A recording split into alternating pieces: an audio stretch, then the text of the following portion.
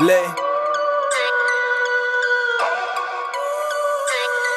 23 واسه علافی ندارم من حال و حوصله، به فکر پیشرفت فردام و کار و توسعه. رفاقت به کنار برام اول کاره، چون دیدم موفقیتش لبخند داره. من اومدم بسازم، اگه نمیتونی نکن ته نقشه و رو اگه نمیدونی ندو نکن خواهی مالی سعی کن تا بشی یکیشون. جوکات لوس میشه پاچه خارتو خیلی بگیشون. برنامه ها شدن همه محکم و ست، قویم رو کا بد جوری قرصم و صف. منتظر نمون تا که بدم فرصت و به سنگین برو قوی اصلا شل نکن چه. منم ترجیح میدم باشم یه جا ایزول ناب، جا این که بسوزم بخوام بشم هیزم داغ. زیر زمینی آره ولی سقف هدف پس مهم نیست برامون ما حرف طرف. میگفتی بر نمیاد کاری ازم، میشدی شاکی ازم، نداشتم باکی از جمع.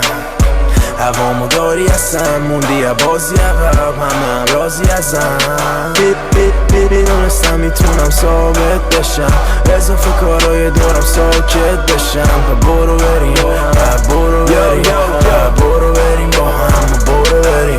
میگه با موزیکت فکرم سرگرم میشه، هرچی میرم جلو راه برام سخت‌تر میشه. این کامنتای بد میده بد سرگیجه، همونا ببیننت میان با لبخند پیشت. مهم نیست برام اصلا تئوریاشون، شاید خوشحال نیستن و ملونی جاشون. نمیشه پا حرف نشسته تو یه رو بی باشون، پشت حرف میزنن و توی جلو نگاشون. خاکستری آسمونم ولی سبز راهم، چون اطمینان دارم همه طرز کارم. تو کی چوب لاچخ میذاری تو بسته واقعا، انقدر تو در میزنی به پا نره دست لاتر. یه مغز پاشیده دارم نمیره حاشیه کارم، پشت هرچی داشیه با من دشمنم ناشیه واقعا. خیلی طول داره بعد خواب من برسم، بدون خوب تموم میشه دایی ترقصم. میگفتی بر نمیاد کاری ازم، میشدی شاکی ازم، نداشتم باکی از جمع.